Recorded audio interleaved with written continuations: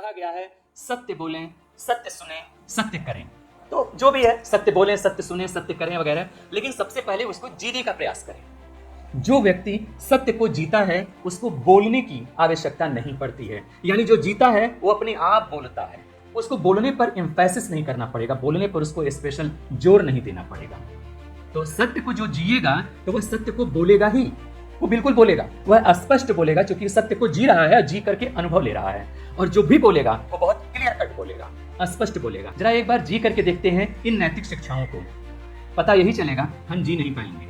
ऐसे नैतिक शिक्षाओं को हम जी नहीं पाएंगे और उसका सिर्फ एक ही कारण है, बहुत छोटा कारण है, कि वहां पर हमें द्वंद्व है, हम द्वंद्व में जी रहे हैं। नैतिक शिक्षा ऊपर से पढ़ा दिया गया है और अंदर पूरा का पूरा कचरा भरा हुआ है।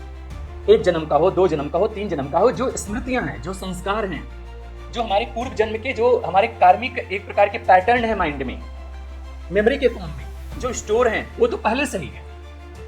उसके ऊपर से ये पढ़ा दिया जाता है सत्य बोलो, बड़ों का आदर करो, और विभिन्न प्रकार की नैतिक शिक्षाएं डाल दी जाती हैं इसे। अब वहां पर जो व्यक्ति है, जब तक उसका मन अबोध होता है, यानी जब वो बहुत ही ज्यादा कह सकते हैं कि मैच्योर नहीं होता है, तब तक वो हर एक बातों को सीख लेता है, क्योंकि सीखने की उस समय उसके पास कला अच्छी होती है, मन अबोध होता है, सीख लेता है। जैसे जैसे उम्र के साथ में मानसिक मैच्योरिटी बढ़ती है, यानी मेंटल मैच्योरनेस बढ़ता है, ऑटोमेटिकली उसके अंदर के जो कार्मिक संस्कार हैं वह बाहर आने लगते हैं और ऊपर की जो नैतिक शिक्षा है वह उसे दबाने लगती है। यानी यह रहा आपका अंदर का कार्मिक संस्कार और यह रहा नैतिक शिक्षा।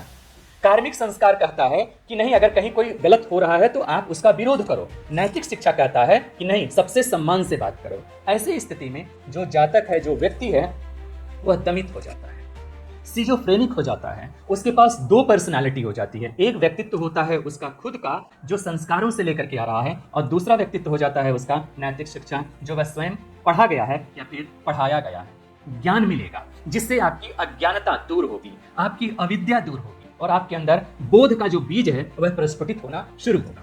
लेकिन ज्ञान लेने के बाद उसे अपने जीवन पर प्रयोग अवश्य करें। जब जीवन पर आप प्रयोग करेंगे तो जो ज्ञान की बातें हैं उसको और अच्छे तरीके से, स्पष्ट तरीके से आप रख पाएंगे, सिखा पाएंगे, बता पाएंगे।